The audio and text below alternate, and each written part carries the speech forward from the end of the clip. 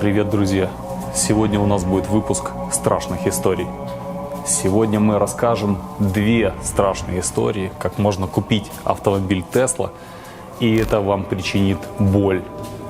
Поэтому, если вы смотрите этот выпуск на ночь, лучше поставьте паузу и досмотрите его с утра. Поехали!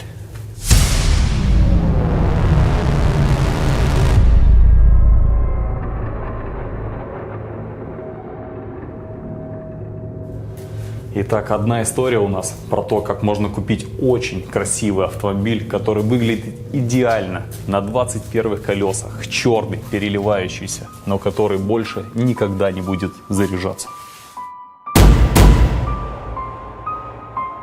Самое страшное вообще, что может быть. Электрический автомобиль, который утоплен, это большая проблема.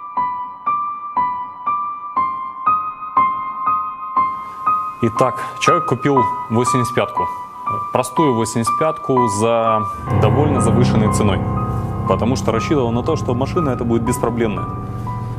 Отъездил на ней несколько дней, она села и больше не заряжалась. Куда бы он ее не всовывал, какие бы зарядные устройства он не покупал, машина не откликалась. После этого он заехал к нам, мы ее начали чинить.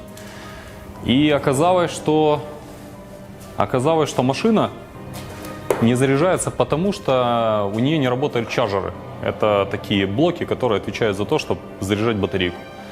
Мы поменяли в ней чарджеры, а потом оказалось, что не заряжается сама батарейка. И стал вопрос, а как зарядили эту машину последний раз? И выяснилось, что машину зарядили в обход чарджеров. И во время этой зарядки спалили одну из плат в одной из ячеек, без которой теперь батарейка не заряжается. Мы поменяли чарджеры, поменяли эту плату, сложили батарейку назад, и когда это все сделали, машина постояла с закрытыми окнами, и запах в машине был немножко, немножко не свежий, напоминающий запах спортивных носков, которые вы где-то забыли, а потом туда же дополняли новые, и они медленно пропитали всю машину. И получилось так, что эта машина оказалась еще и утопленником. То есть человек купил утопленника с неработающим чарджером и неработающей батарейкой, но которая хорошо выглядит. Благодаря тому, что у нас уже есть опыт определенный в автомобилях Tesla, он отделался легким испугом и не очень большой ценой.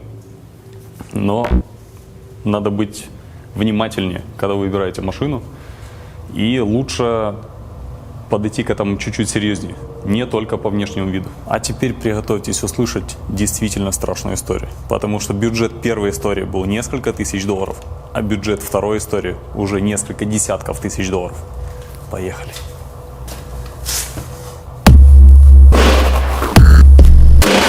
Суть второй страшной истории заключается в том, что человек на аукционе купил не целую машину, а купил кусочек металла.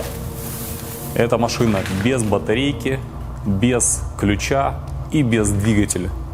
Это самое страшное, что может произойти при покупке машины на аукционе. И причем заплатил он за нее недешево. То есть купил он машину как по цене хорошей машины, не сильно битой. Она была ударена вперед, ударена взад, но по итогу, когда она пришла, мало того, что она оказалась пустая, плюс стекло заднего вида просто лежало на полочке, оно не было никак прикручено. И как оно не слетело при транспортировке, это какое-то чудо. И крыша тоже треснута. То есть машину надо было делать всю. И так как батарейка от одной машины, ключ от другой машины, двигатель от третьей машины, мы сделали Франкенштейна. Но Франкенштейн этот оказался немножко лучше, чем с завода, потому что у него почти на 100 лошадей больше, так как это теперь Пи-85 вместо простой 85-ки.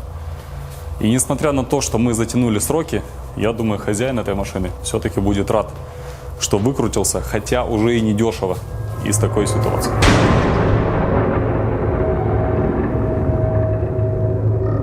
Итак, вывод из этих историй, которые, скорее всего, вы уже сделали. Если вы собираетесь покупать Теслу, чтобы не купить откровенный хлам, обращайтесь к людям, которые внушают в вас доверие. Не обязательно даже к нам.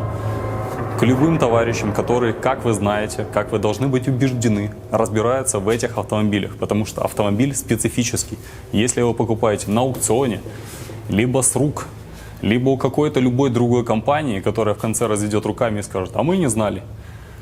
Вы должны быть убеждены, что эта машина живая, что она поедет, что в ней есть двигатель, батарейка и что у вас не будет с ней проблем. А о том, какие проблемы у вас могут быть с Теслой, мы рассказываем здесь, на этом канале. Подписывайтесь, лайк, пока.